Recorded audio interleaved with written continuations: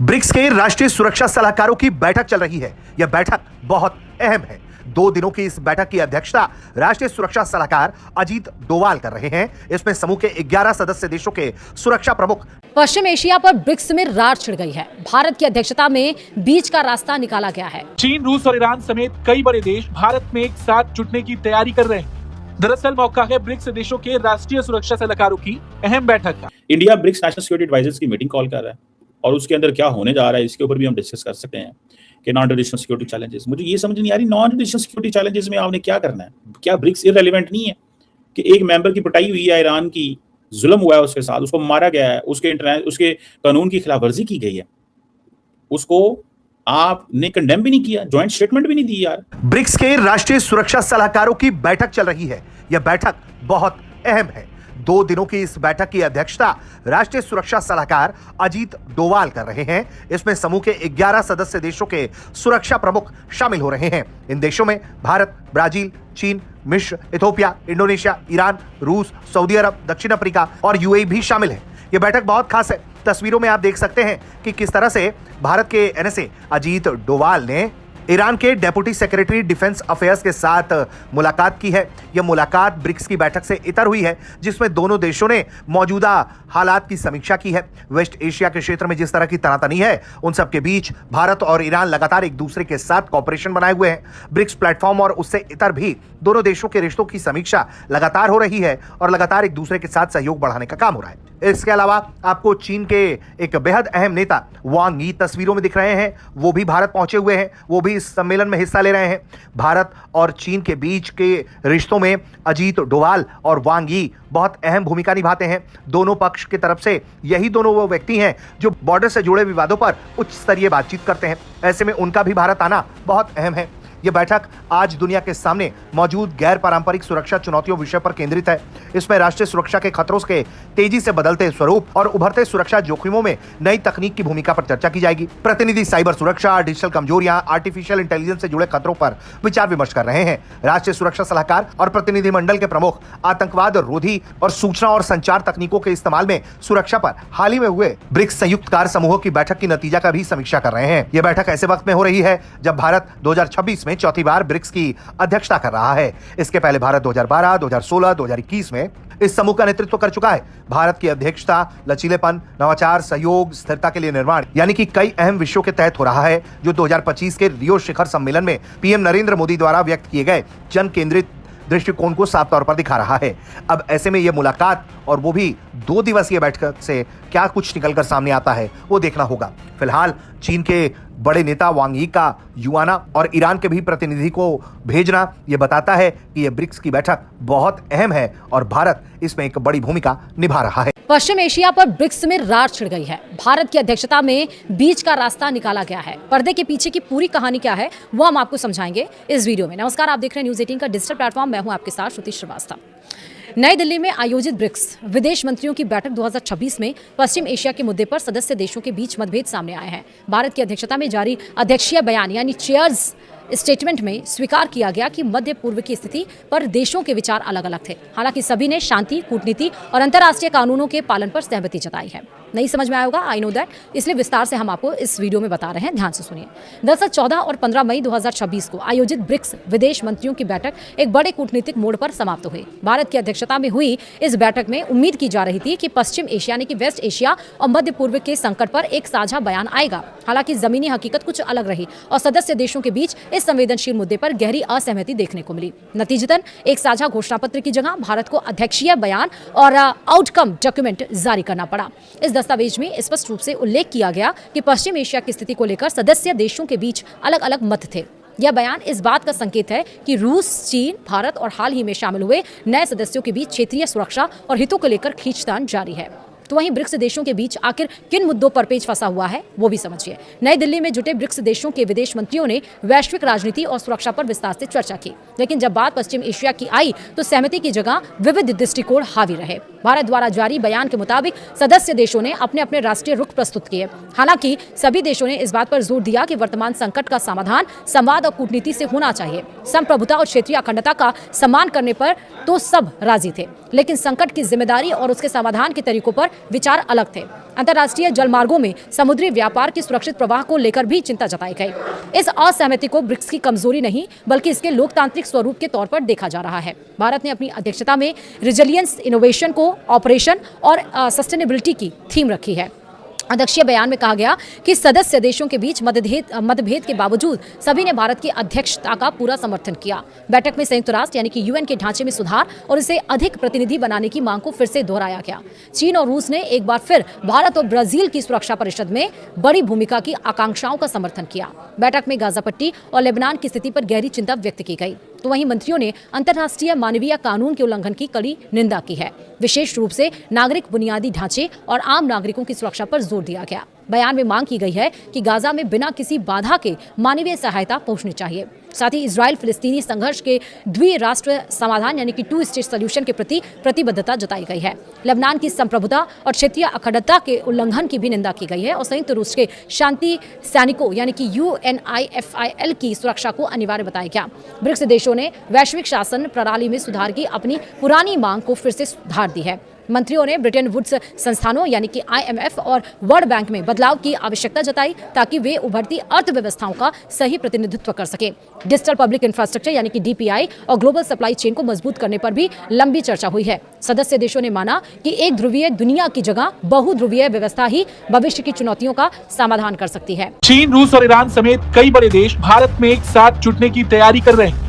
दरअसल मौका है ब्रिक्स देशों के राष्ट्रीय सुरक्षा सलाहकारों की अहम बैठक का, जो 22 और 23 जून को नई दिल्ली में होने वाली है। इस बैठक को सिर्फ एक औपचारिक बैठक नहीं बल्कि आने वाले समय की वैश्विक सुरक्षा और कूटनीति की दिशा तय करने वाला मंच माना जा रहा है। इस बैठक की मेजबानी भारत के राष्ट्रीय सुरक्षा सलाहकार अजीत डोभाल करेंगे। भारत इस साल ब्रिक्स की अध्यक्षता कर रहा है और इसी वजह से ये बैठक और भी महत्वपूर्ण हो जाती। इसमें ब्रिक्स के सभी सदस्य देशों के सुरक्षा और रणनीतिक अधिकारी शामिल होंगे और सबसे ज्यादा चर्चा चीन के विदेश मंत्री वांग यी की मौजूदगी को लेकर। वांग यी न सिर्फ चीन के विदेश मंत्री हैं बल्कि भारत चीन सीमा विवाद को लेकर बीजिंग के विशेष प्रतिनिधि। ऐसे में उनकी भारत यात्रा बेहद अहम मानी जा रही है। उनके और एनएसए अजीत डोभाल के बीच द्विपक्षीय बैठक हो सकती है जिसमें सीमा विवाद, क्षेत्रीय स्थिरता और सुरक्षा मुद्दों पर विस्तार से बातचीत होने की संभावना है। वांग यी 22 से 23 जून तक भारत में आयोजित होने वाली ब्रिक्स राष्ट्रीय सुरक्षा सलाहकारों और राष्ट्रीय सुरक्षा मामलों के उच्च प्रतिनिधियों की 16वीं बैठक में हिस्सा लेने के लिए भारत आएंगे। वहीं रूस की ओर से सुरक्षा परिषद के सचिव सेर्गेई शोइगु इस बैठक में शामिल होंगे। वहीं ईरान की ओर से भी सुप्रीम नेशनल सिक्योरिटी काउंसिल के अधिकारी मौजूद रहेंगे। यानी एक ही मंच पर दुनिया के कई ऐसे देश बैठने जा रहे हैं जिनकी भूमिका वैश्विक सुरक्षा समीकरणों में बेहद अहम है। ये बैठक इसलिए बड़ी मानी जा रही है क्योंकि इसमें सिर्फ मौजूदा सुरक्षा चुनौतियों पर ही नहीं बल्कि सितंबर में भारत में होने वाले ब्रिक्स शिखर सम्मेलन की तैयारी पर भी फोकस किया जाएगा। इस सम्मेलन में किन मुद्दों को प्राथमिकता दी जाएगी, किस तरह का साझा एजेंडा बनेगा, इन सभी पर चर्चा होने वाली। वहीं सूत्रों के मुताबिक चीन के विदेश मंत्री वांग यी का भारत आना इस बात का संकेत माना जा रहा है कि चीन और भारत के बीच संवाद की प्रक्रिया आगे बढ़ रही है। खासकर सीमा विवाद के बाद बने हालातों में ये मुलाकात कूटनीतिक दृष्टि से अहम मानी जा रही है। उनके एनएसए अजीत डोभाल के साथ अलग से बातचीत की संभावना है। आपको बता दें ब्रिक्स का दायरा अब पहले से कहीं ज्यादा बढ़ चुका है। अब इसमें भारत, चीन, रूस, ब्राजील और दक्षिण अफ्रीका के साथ साथ मिस्र, इथियोपिया, इंडोनेशिया, ईरान और संयुक्त अरब अमीरात जैसे देश शामिल हैं। यानी ये समूह अब वैश्विक दक्षिण की एक बड़ी आवाज बनकर उभर रहा है। कुल मिलाकर दिल्ली में होने वाली ये बैठक सिर्फ सुरक्षा चर्चा नहीं बल्कि ये बदलते वैश्विक शक्ति संतुलन की तस्वीर है। एक तरफ पश्चिमी देशों की राजनीति है तो दूसरी तरफ ब्रिक्स जैसे मंच पर उभरता हुआ नया वैश्विक ढांचा। भारत के लिए भी ये बैठक कूटनीतिक रूप से अहम मानी जा रही है क्योंकि ये उसे एक ऐसे मंच पर केंद्र में लाती है जहां दुनिया की बड़ी ताकतें एक साथ बैठकर भविष्य की रणनीति तय करती है। मोदी साहब की गुर्बत किससे है? इजराइल से। इन चीजों को सारी बात है ईरान क्वेश्चन करता है। बहरहाल India BRICS national security advisers की मीटिंग कॉल कर रहा है और उसके अंदर क्या होने जा रहा है इसके ऊपर भी हम डिस्कस कर सकते हैं कि नॉन ट्रेडिशनल सिक्योरिटी चैलेंजेस। मुझे ये समझ नहीं आ रही नॉन ट्रेडिशनल सिक्योरिटी चैलेंजेस में आपने क्या करना है? क्या ब्रिक्स इररिलेवेंट नहीं है कि एक मेंबर की पिटाई हुई है, ईरान की जुल्म हुआ है उसके साथ, उसको मारा गया है, उसके कानून की खिलाफ वर्जी की गई है, उसको आपने कंडेम भी नहीं किया, ज्वाइंट स्टेटमेंट भी नहीं दी यार। मुझे एक बात तो मैं तो समझना चाहता हूं भाई, इंडिया मेंबर है ब्रिक्स का, इंडिया मेंबर है ब्रिक्स का, कंक्लूड होगी बात। भाई ब्रिक्स का मेंबर होने के बाद इंडिया के ऊपर हमला होता है तो क्या ब्रिक्स ने कंडेम किया इस हमले को? क्या ब्रिक्स नहीं किया? उन्होंने क्या कहा इंडियंस ने? उन्होंने क्या जंग बंद कर दे बस। है क्या जंग बंद है? तो कोई सवाल ना है यार, आप इतने तगड़े ममालिक हैं सारे के सारे, आप कह रहे हैं जंग बंद कर दो। आप जंग कैसे बंद हो सकती है भाई? जंग कैसे बंद हो सकती है? आपने शोर डालना है तो जंग बंद होनी है ना। तो आपने तो बोले ही नहीं है उनके हक में, किसी ने बात ही नहीं की। देखिए, भारत के जो नेशनल सिक्योरिटी एडवाइजर हैं अजीत डोवाल साहब, उनको इस चीज को थोड़ा देखना चाहिए था ना कि उन्होंने उनकी इंडिया के लिए क्या आवाज उठाई है। आज फॉर एग्जाम्पल वो इकट्ठे होने लगे हैं तो क्या डिस्कशन करने लगे हैं। पाकिस्तान तो देखें एक मुल्क है, छोटा मुल्क है इंडिया के मुकाबले में। इंडिया तो बहुत बड़ा मुल्क है ना। पाकिस्तान ने तो जंग बंद कराई है, सीज फायर करवाया। आज पाकिस्तान ने वो जो वर्जिन स्टॉक के अंदर जो लुसन समिट हुई है, लेक लुसन समिट उसे कहा जा रहा है, वहां पे हाई लेवल कमेटी थी, ओवरसाइट कमेटी है, मीडिएशन के लिए अलहदा है, टेक्निकल ग्रुप बने हैं, न्यूक्लियर के सैंक्शंस के हवाले से, फाइनेंशियल सैंक्शंस के हवाले से 60 दिन का पाकिस्तान ने रोड मैप तय करवाया है, डी कॉन्फ्लिक्शन सेल बनवाया है, वहां पे लेबनान ऑपरेशन पे इजराइल को वो करेंगे। मतलब इंडिया की क्या कॉन्ट्रीब्यूशन है, दैट्स अ क्वेश्चन। और मजे की बात बताऊं, मैं अभी देख रहा था कुछ इंडियन जो हैं उन्होंने वो बड़ा इंटरेस्टिंग बात भी कर रहे हैं कि इंडिया के जो स्ट्रेटेजिक पार्टनर है अमेरिका एंड ईरान, इजराइल, दोनों ने ईरान के ऊपर हमला किया। पूरे का पूरा सिक्योरिटी एनवायरनमेंट जो है वो सामने आया कि खराब हुआ, इंडिया की इकोनॉमी खराब हुई, इंडिया के 13 लोग मारे गए, इंडिया के लोगों की जिंदगियां मुतासर हुई, तेल की कीमतें बढ़ी, पाकिस्तान दुनिया में मजबूत हुआ। तो सवाल ये किया जा रहा है कि ये जो स्ट्रेटेजिक ऑटोनॉमी है ये इंडिया की कैसी है कि non alignment is basically miss alignment. Non alignment is basically the miss alignment. वो तो समझते हैं कि ये तो गलत कर रहे हैं जो भी कर रहे हैं। तो मुझे ऐसा लग रहा है कि इंडिया जो है वो, वहां पे लोग क्वेश्चन कर रहे हैं कि यूएई जो है वो क्या कर रहा है, या यूएई की क्या अप्रोच है, या यूएई ने इंडिया ने किया क्या है, इंडिया की अप्रोच क्या है और इंडिया ने किया क्या है।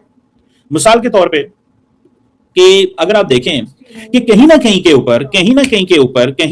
ऊपर अगर आप देखें तो पाकिस्तान तो एक छोटा मुल्क होने के नाते किरदार अदा कर रहा है, इंडिया इतना बड़ा मुल्क होने के नाते इतनी बड़ी डेवलपमेंट में क्या किरदार अदा कर रहा है।